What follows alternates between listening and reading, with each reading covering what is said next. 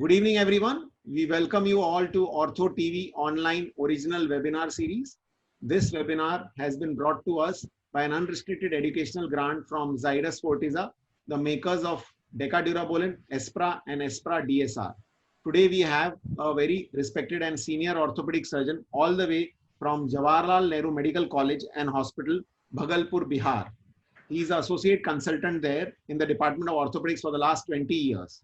And he's going to talk to us on management of supracondylar humerus fractures. He is Dr. Suman Kumar Chatterjee. We also have on the panel with me Dr. Salim Patel, a senior medical advisor of Zydus. So over to Dr. Soman Kumar Chatterjee to start his talk. Good evening, friends. Today I am talking about management of supracondylar humerus fracture, which is a very common fracture in day-to-day practice. It has got a very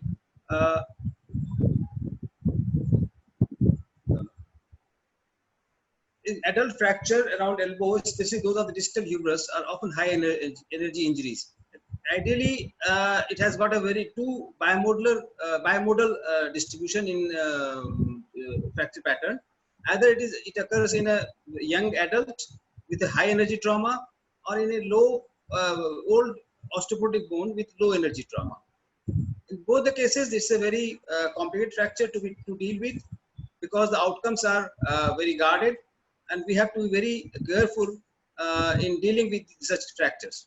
So fracture of distal humerus remain a challenging problem of advances techniques and implants. Articular comminution may occur in older patients with osteoporotic bone, and in young adult, due to high energy trauma, comminution is very common and which is very difficult to treat, and one has to be very careful about treating such patients. So outcomes have been improved, but nowadays with newer techniques and surgical approaches, outcomes have been very good in up to 90% of cases. Now, this is the classification which we follow, AOTA classification, which is commonly used, and which basically divided into three parts: extra-articular, partial articular, and intra-articular, and then subdivided into different parts regarding the comminution of the fragments.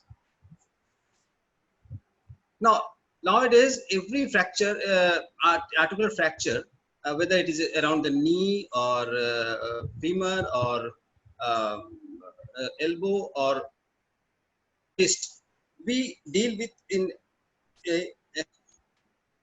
a column pattern. We discuss pattern, and accordingly we decide our plan of treatment and choice of implants. So in this case, in elbow, it has got three columns, rather two columns, medial and lateral column, and which is joined by a tie arch, which is a capitulum of the elbow. Trochlea of the elbow. So medial column is medially. The lateral column has capitulum on its anterior side, which posterior surface is non-articular, where which we can fix the plates. Trochlea is central. It is not medial or lateral. It is a central, which forms the fulcrum of movement, and the fulcrum of movement is slightly anterior to the shaft of the elbow, shaft of the humerus. So we should take this in consideration while fixing the bone, because if we fix a plate over the posterior surface of the posterolateral column of the humerus, we have to take into consideration that capitulum is slightly anterior to the long axis of the shaft of the humerus. So otherwise, if you fix it, then there will be straightening of the elbow, and the movement of the elbow may be jeopardized in the lateral. Now, other types of fracture classification is also there: Jupiter, Mane, Mata classification. But these are nowadays less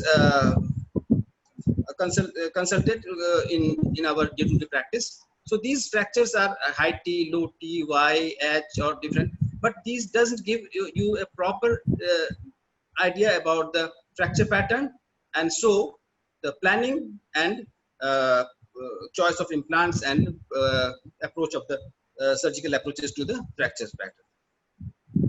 Now, ligaments are very integral part for the stability of the any joint. So here we have got two ligament complex, lateral ligament complex and medial ligament complex, that gives stability to the joint during the movement of the elbow. So this gives normally in our extra-articular fracture, we don't need to consider about these because they are already intact. But in lower severely comminuted intra-articular fracture, where the epicondyles are also avulsed from the main fragment, then we have to look for this and consider about the fixation of this ligament complex during our surgical approach. So this is the medial collateral ligament complex, which gives you gives the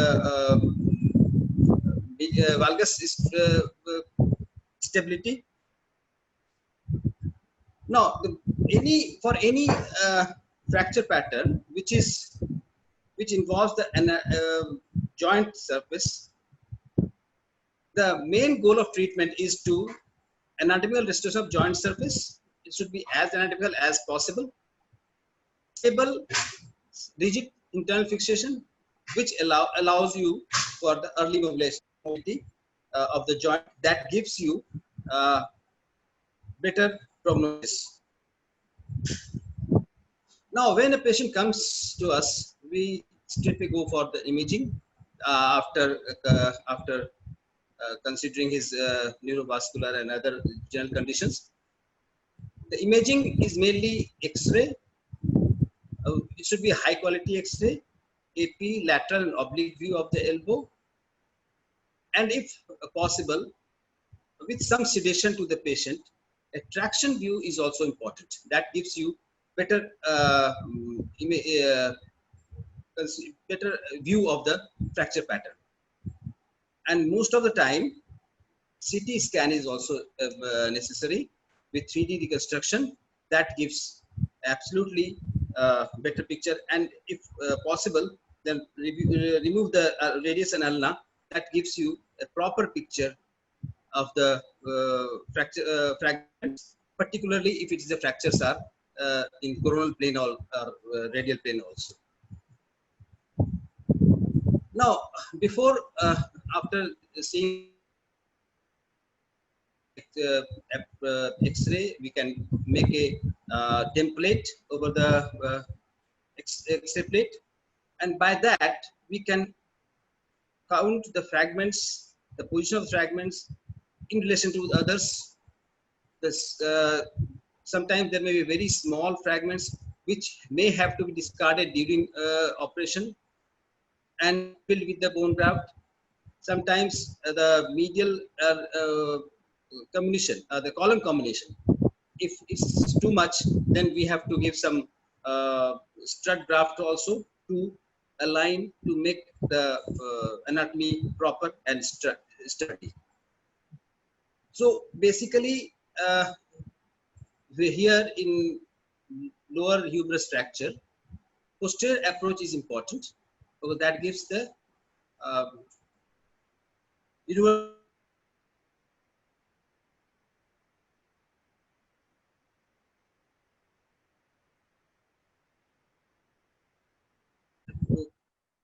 after assessment of the person of the patient, physical assessment and cardiothoracic assessment, whatever needed for the surgery, we go for the proper planning. Now, for the planning, we need X-rays and CT scan. We make a template over the X-ray. We visualize in our mind that fragments are, and how many fragments are there, and the displacement of fragments in relation to each other, because that will give you a proper idea on surgical table how to manage those smaller fragments in relation to each other. The approaches are posterior, anterior, lateral, and medial, which is quite common. But posterior approach here is the most important, which is a universal approach for elbow joint fractures, lower humerus fractures. Anterior, lateral, or medial fractures are used for isolated fractures in, say, for of the fracture of the capitulum or trochlea or medial epicondyle or lateral epicondyle.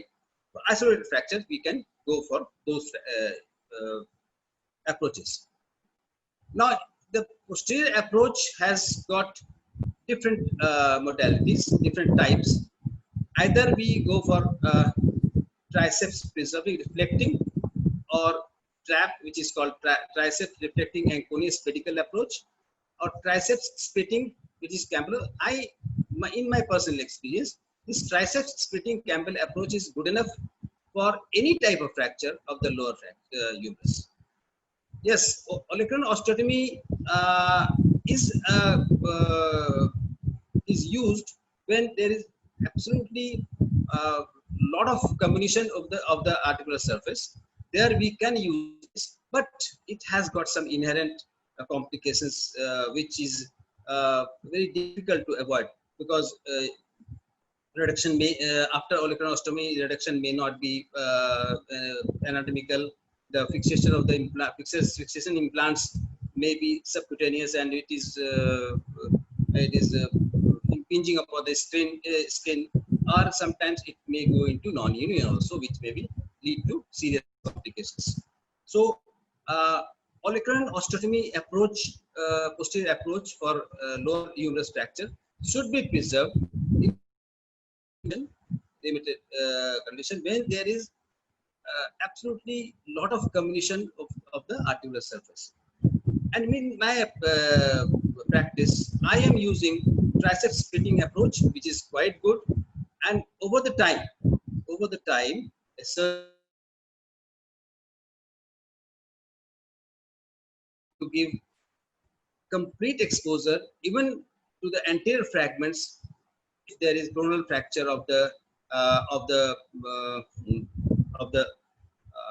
capitulum or trochlea, you can approach by those fragments also by this approach. And besides, this is a good condition in my view. The olecranon notch gives a perfect template. It gives a comparison because you are not disturbing the olecranon, so that acts as a template over which you can put all fragments together and fix it.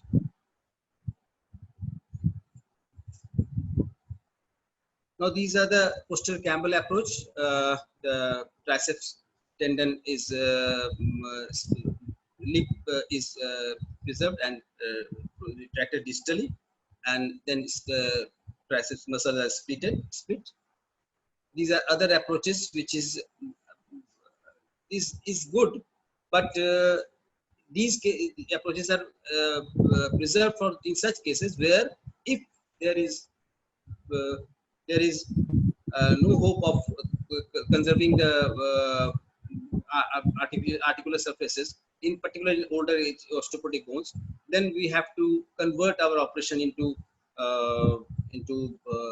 total elbow arthroplasty. In such cases, these approaches are good to have a better outcome in total elbow arthroplasty. In that case, if we go for olecranon osteotomy approach, then the total elbow arthroplasty will be difficult to do. So these are the approaches which are there. This is the olecranon osteotomy approach. Yes, previously people used to go for transverse olecranon osteotomy, but nowadays to avoid the complications, we can go for several osteotomy with the angle of the apex going downwards. There's a V-shaped several osteotomy. This gives better fixation and better stability post fixation of the olecranon. Now these are the approaches, different approaches of for distal humerus, and comparative study, comparative data given for different approaches, where to use, what are the advantages of different approaches, and what are the disadvantages. But in my practice of about 20 years, I have initially I used to do molecular and osteotomy approach, but nowadays I have abandoned that because triceps splitting Campbell approach is good enough, and it gives excellent exposure to all the fragments, medial column, lateral column, articular surface, even anterior fractures, coronal fractures can be fixed with this. But that needs a lot of perseverance and expertise. Now, these are the, what are the technical objectives of fixation of distal humerus? Now, these are the technical objectives which we should keep into mind while doing surgery. Every screw should pass through a plate, though it is not possible always, but we should keep that in mind. The screws should pass through the plate. Then each screw should engage a fragment on the opposite side. It should be long enough to engage the fragment on the opposite side to give a stable fixation. As many screws as possible should be placed in distal fragment. Each screw should be as long as possible. Each screw should engage as many articular fragments possible. Plates should be applied such that compression is achieved at the supracondylar level for both columns. Plates used must be strong enough and stiff enough to resist breaking or bending before union occurs at the supracondylar. Because after a few slides, we will discuss about the types of implant which we can be used in fixation of the lower humerus fractures. Now, the position of plate may be either 90-90 or 180 degree, exactly on the medial and lateral column. But biomechanically, it has been found that 90-90 orthogonal plates are more rigid, more stable, and more protective to shear force acting over the bone. That's why it gives more sturdy fixation of the fractures, and early mobility of the joints can be initiated in such cases. Though medial and direct medial and lateral plating, or that is called 180 plating, is also sound. It gives excellent stable fixation. It gives higher rate of union. But comparing the two, orthogonal angle plating is better. Small osteochondral fragments can be fixed with headless screws, countersunk with mini fragment screws. These are sometimes needed.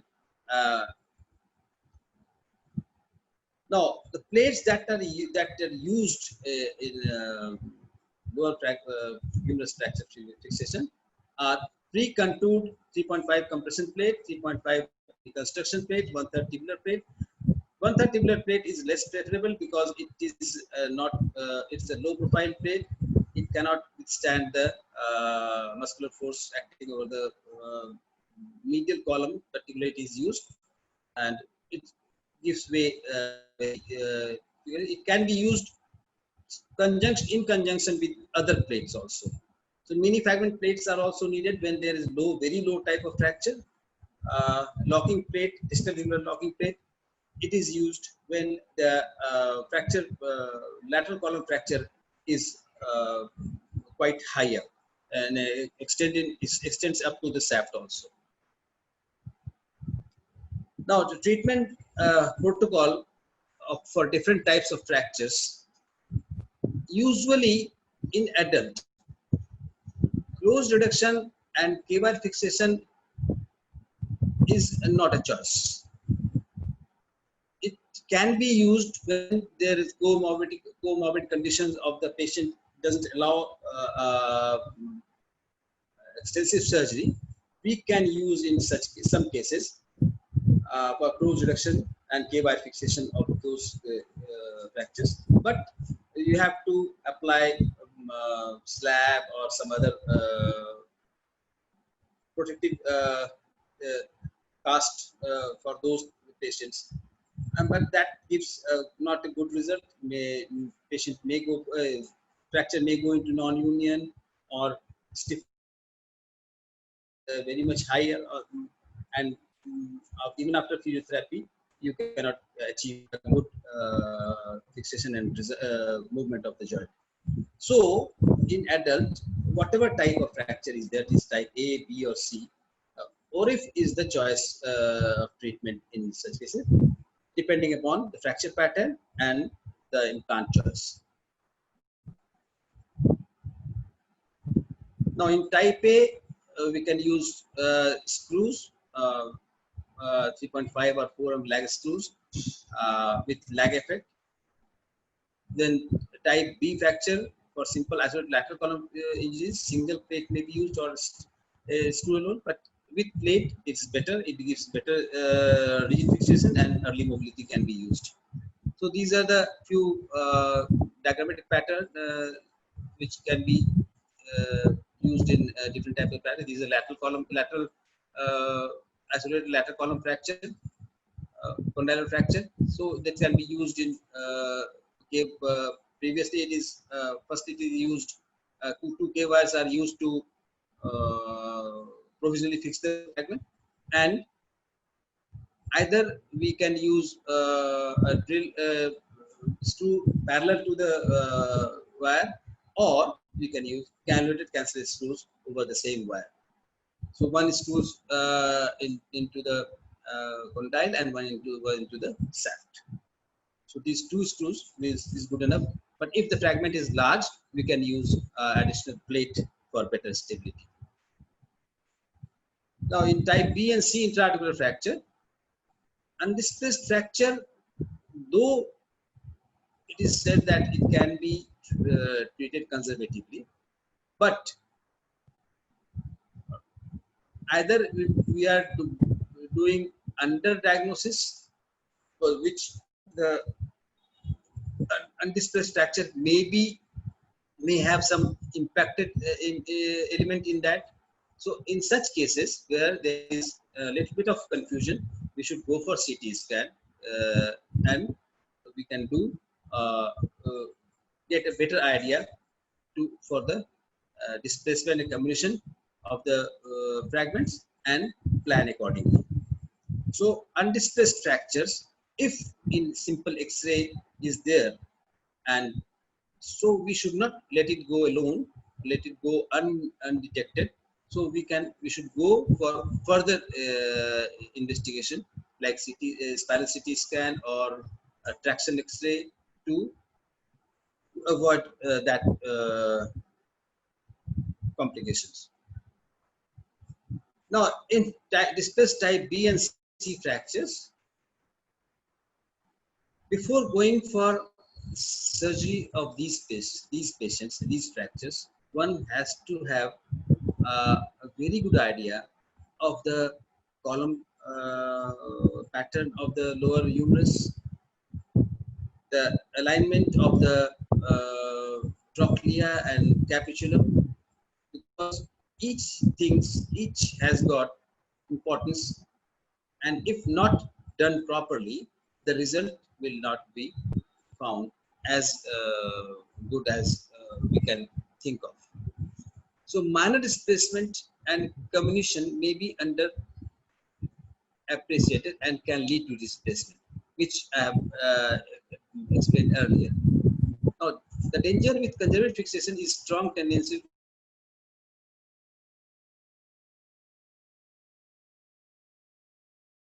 or slab or whatever conservative treatment that may lead to stiffness and may lead to non-union also, and which is will be persistently painful.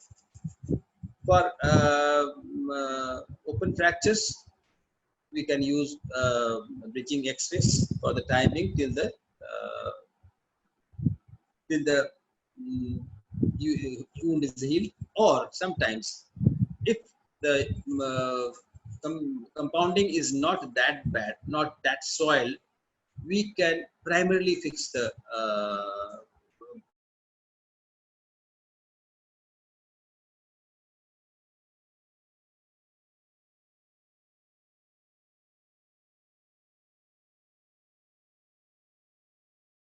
if decided beforehand.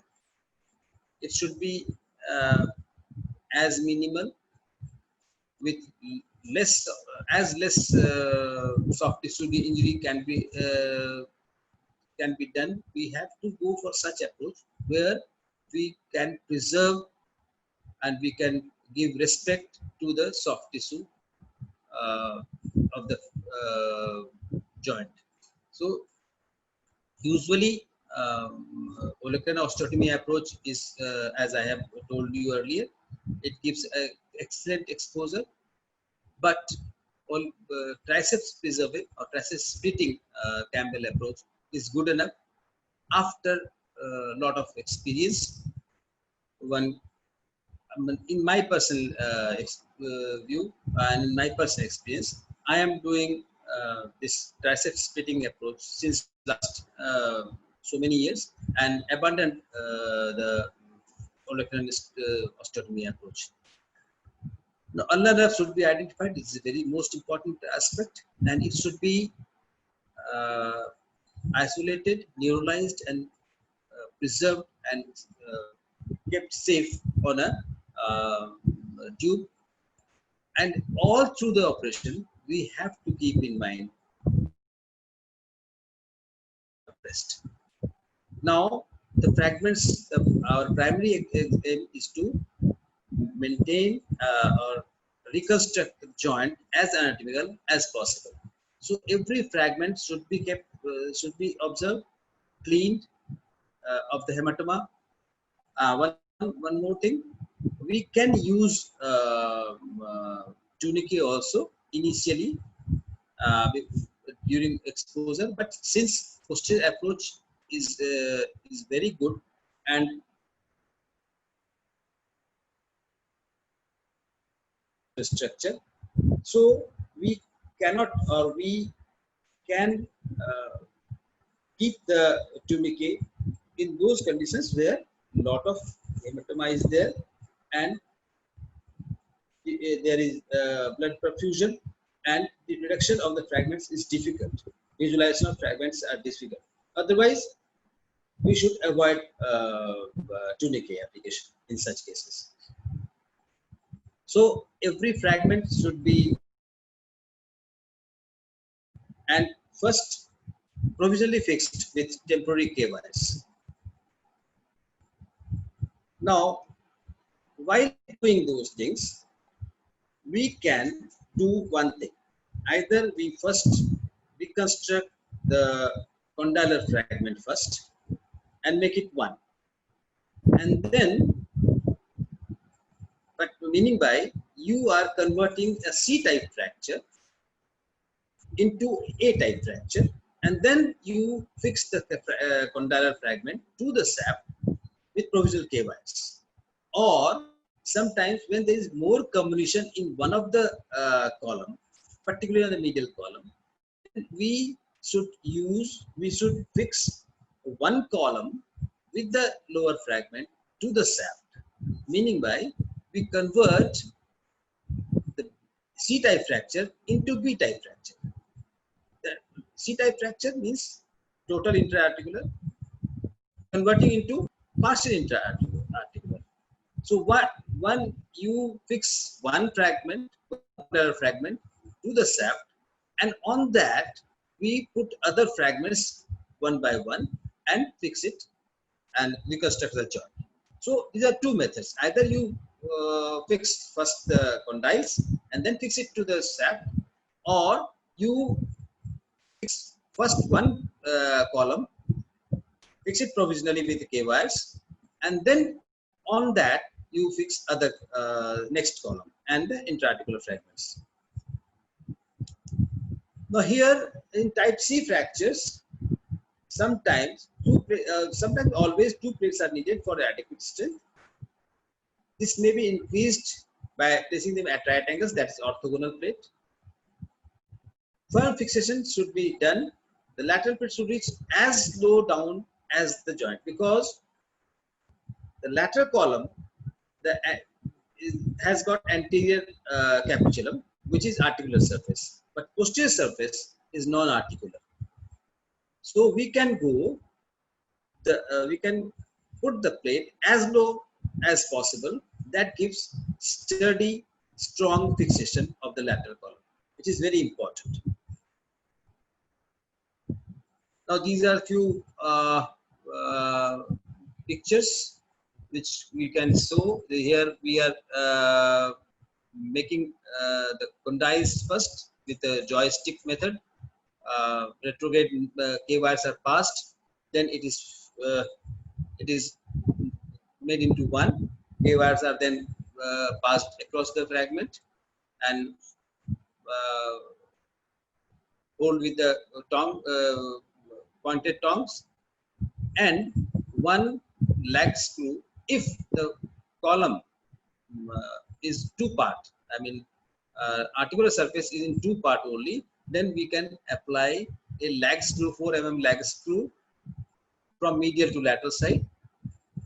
Or if there is a combination in between, in the mid segment of the column of the trochlea, then we should not use the lag screw. We should use a polar screw effect. So we should not compress that, because then the column will be shortened. So this is made. Then we go for fixation of the column, the lower distal articular segment to the shaft by first on the lateral column, a medial column, and then the lateral column, depending upon the. Now here both the pictures are given. One is in orthogonal plane on the right side, and one of the 180-degree plate on the left side. Here sometimes the combination is so low that the medial contoured plate should sometimes cross or go across the epicondyle, medial epicondyle. That gives a better fixation. Sometimes the lateral epicondyle is avulsed. So in that case, there are plates, pre-contoured anatomical plates, which has got lateral extension, and that takes care of the fixation of lateral epicondyle. So these are the different plates, usually 130 plate and reconstruction plate or LCTCP or whatever. There are a lot of, but nowadays pre-contoured, low profile, sturdy plates are available, which is the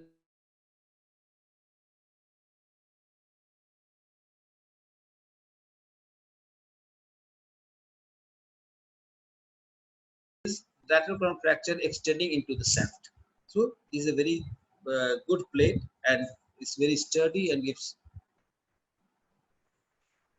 Now these are the other schematic representation of the fracture pattern and fixation. Now these are the other. Now this is 1990 distal humerus fracture plating. This is called orthogonal plate. Here in the fragment, I mean condylar fragment, there are two screws passed, one from the medial to lateral and one from the lateral to medial. But though it is a lag screw, it should not be compressed, because otherwise the medial capital fragments may be compressed, and the distance or the tie arch will be shortened, and this will lead to further instability over the column fixation. So that should be kept in mind. Whenever there is combination, lot of combination in the articular surface, lag screw effect should not be used. Should be polar screw effect. So if it is in two fragments, then only we can give, and particularly in younger adults where the bone quality is good enough, then we can give compression effect. And in very comminuted condition, we should not use lag effect. So these are the few of my cases which where we used orthogonal effect, and this was done in initial days when I used to do the osteotomy approach. So nowadays I have abandoned that, and that gives good enough result. tricep splitting approach is good enough and gives but absolutely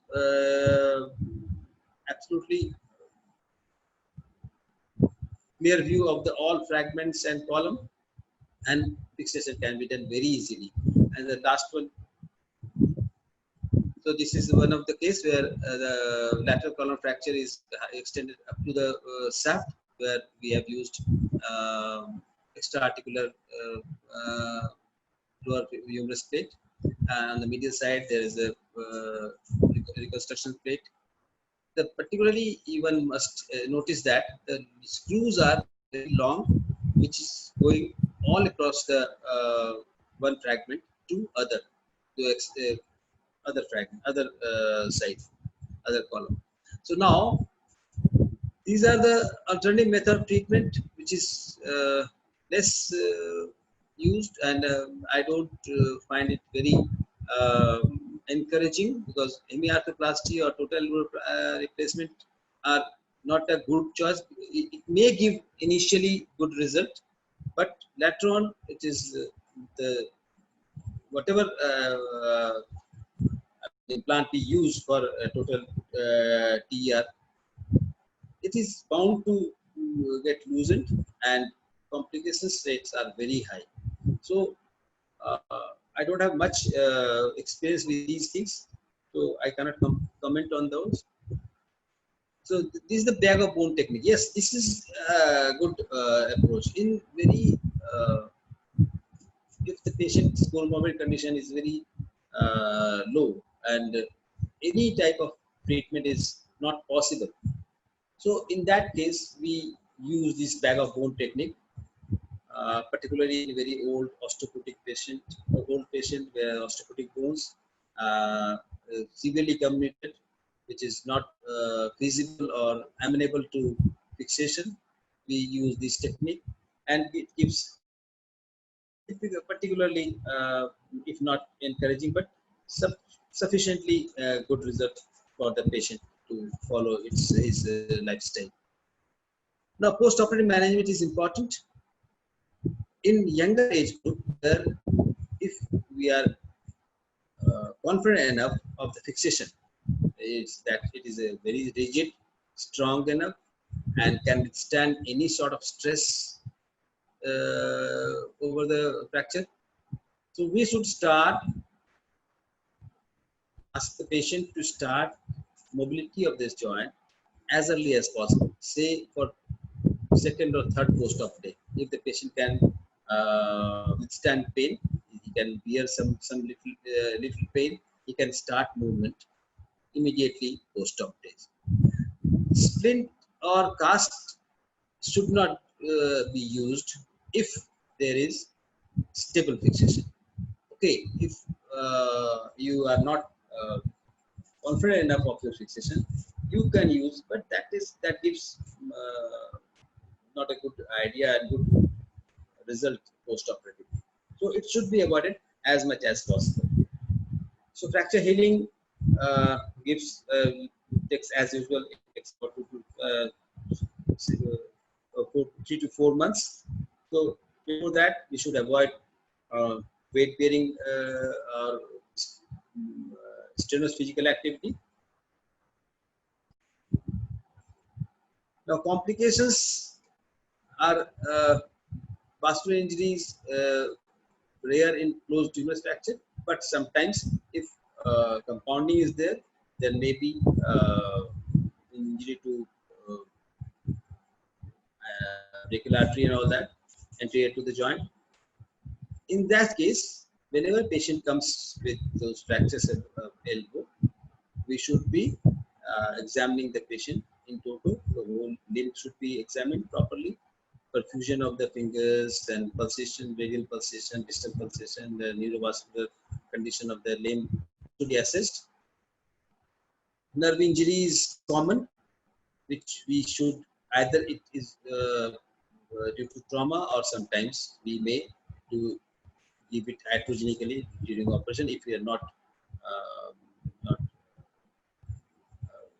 proper enough to take care of the neurovascular ulnar nerve. We should all along the operation, we should take care of the ulnar nerve. It should be neuralized initially before exposure to the triceps splitting or severance or collateral osteotomy approach. In whatever approach we do, we must preserve the ulnar nerve and make it safe. And all along, one must, a surgeon should always be careful and ask his assistant to take care of the ulnar nerve and don't give undue pressure or stretching to that. Stiffness is common, but with newer techniques and newer implants, this has been quite minimized. Now, these are the cases of which I have done in different cases. So, case 2, 72-year-old female. Uh, since there was comminution of the fragment, is my early days, but if I would have done him recently, I couldn't have gone to for auricular osteotomy approach. Uh, Splitting approach, triceps splitting approach should be good enough to deal with this. These are my earlier days cases. So ultimately, the take-home message is: one, before embarking upon the treatment of fracture lower end of humerus or supracondylar fracture, we must have a proper knowledge of the distal humerus, its column pattern, the position of capitulum and trochlea in respect to the shaft. Here again, I am telling you one thing, that trochlea is anterior to the long axis of shaft humerus, but capitulum is anterior to the long axis of humerus. On the lateral view, if you see, the trochlea is slightly anteriorly placed, but capitulum is slightly anterior, is in line with this long axis of the shaft. So during this fixation of the fragment of such fracture, we should keep that in mind. So on lateral column, the plate should not be straight; it should be pre-bent, so that capitulum is slightly anteriorly placed while we are fixing the bone, and trochlea should be in line with the long axis of shaft. Otherwise, if you straighten it, there will be fracture gap of the lateral column at the junction of the shaft and lower fragment. So in that case, it may go into non-union. One thing. Secondly, it may go into the post-op movement will be disturbed. You may not be able to ask the patient. He may not regain the full flexion activity of the elbow. So basically, anatomy of distal humerus must be kept in mind. Proper pre-operative planning is very important by X-ray, traction X-ray, good quality AP lateral oblique view, and if needed, proper CT scan.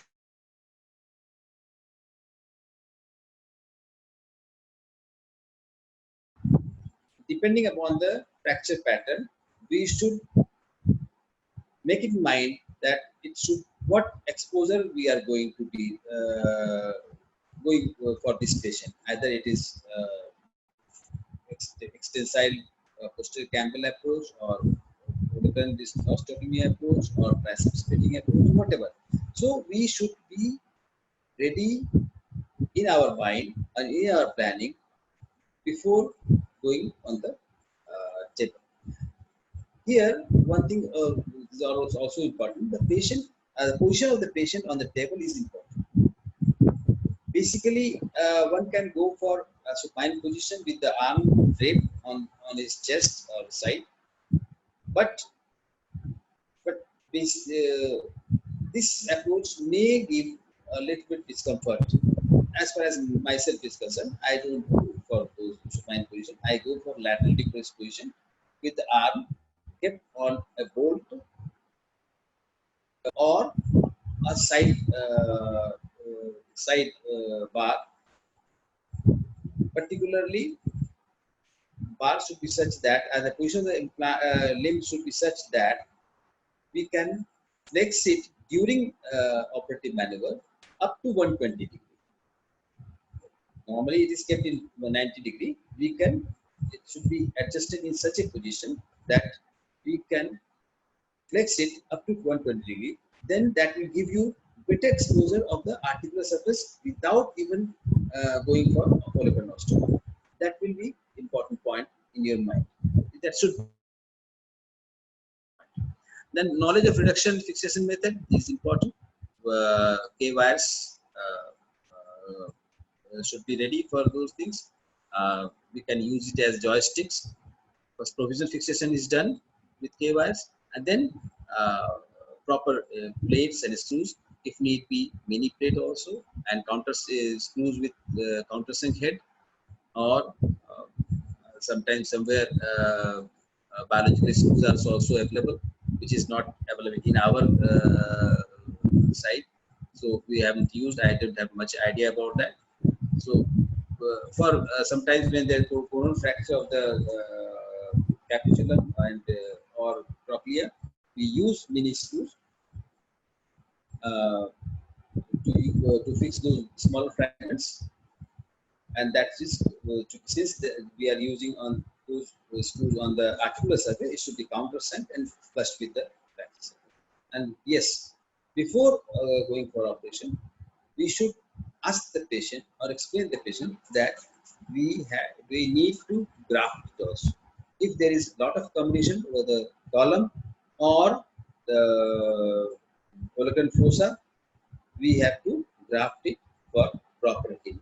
Sometimes patient we can use that column as okay, but collateral fossa is severely committed. So we should not leave as such, because we can say that okay, the column is fixed, fossa if it is not healed, then but no, it should be grafted properly so that there will be proper healing of the joint. Collateral fossa is also maintained, and then one thing also, while putting the implants, we should be careful that we should not cross the articular surface with any implant. The fossa, anterior coronoid fossa or posterior collateral fossa, should be devoid of any soft tissue, or it should be devoid of any hardware, which is not, it should not impinge across that, because sometimes the screws through the plate, while we cross it from the medial to lateral or lateral to medial to lateral screws, when we pass along the screw, it may penetrate the collateral fossa. So we should be careful that it should not penetrate across the fossa, and it should be clean of that. So ultimately we can get a good result of flexural extension. So that's all about these things. If you have any questions or queries, you can ask.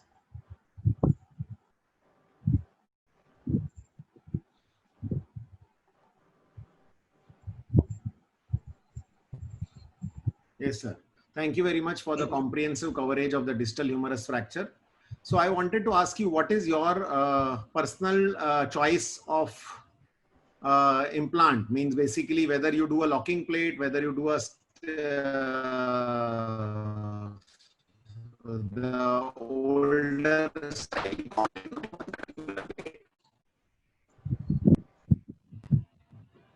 No. Nowadays, pre-contoured plates are there. Titanium pre-contoured plates, medial and lateral. Different types of plates are there. I use those. Initial days, I used to do 1/3 tubular plate or reconstruction plate, which are low profile plate, but it doesn't give strong enough stability, fixation to the joint. And early mobility is not advisable in such condition. But nowadays, I have stopped using those plates. Either I use 3.5 or 4 mm lag screws for condylar fixation, and contoured, pre-contoured anatomical plates for both the columns are there. Different size, different pattern. So these are the good enough. You can have a lot many companies has come up with those designs, and these are good enough and sturdy enough, low profile, very thin and strong. which can withstand the forces of muscle. And your choice of approach, do you always do olecranon osteotomy? No, that's what I repeatedly I have told that in my initial days when I was doing my practice, I used to go for olecranon osteotomy.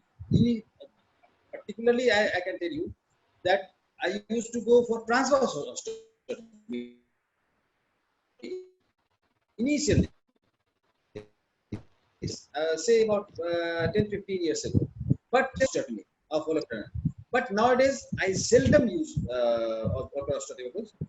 I again tell you, position of the patient when you put the patient on lateral decubitus on a bolster, on a sidebar with thick padding, the elbow should be flexed. You are ready to flex the elbow up to 120 degree. If you can flex the elbow on table up to 120, because you are keeping the patient on 90 degree flexion of the elbow. But if during operation, during exposure, you can flex the elbow up to 90 degree, then you can have excellent exposure to all fragments, intraarticular fragments in lower fracture, even coronal fractures like lower fracture of the trochlea or capitulum can be assessed by this approach without going for olecranon osteotomy. I have abandoned that.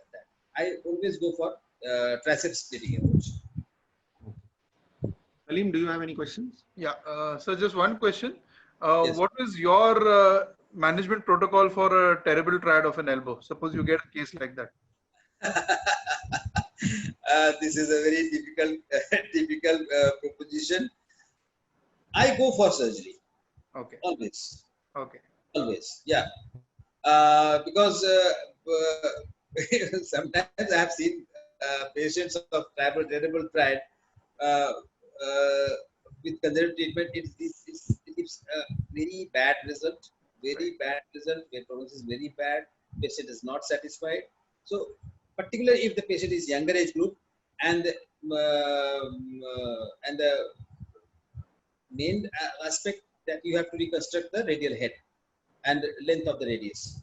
If that is maintained beforehand, I always in every case I go for CT scan. Then in that condition, you can assess that whether this head of radial fracture will be salvageable or not. If it is salvageable, okay, you can go for mini screw fixation with plate fixation that will give. But if it is not non-salvageable or severely comminuted, then you must go for replacement of the radial head. That is a must. And besides that, you have to fix those coronoid fractures. If it's small enough, then go for loop fixation, or if big enough, then you should go for plate fixation, or anteriorly or posteriorly. Right. Perfect. Thank you, sir. Thank you. Yeah. Over to you, Neeraj. Thank you. Neeraj, you're on mute. You're on mute. Sorry. Thank you, Dr. Soman Kumar Chatterjee, for taking out time from a busy schedule and sharing a vast knowledge on this common topic with us. Thank you, Dr. Salim. And we thank Zydus, the makers, Zydus Fortiza, the makers of Decadurabolin Espra and Espra DSR, for bringing us this webinar. Thank you, everyone, and good night. Thank you. Thank you.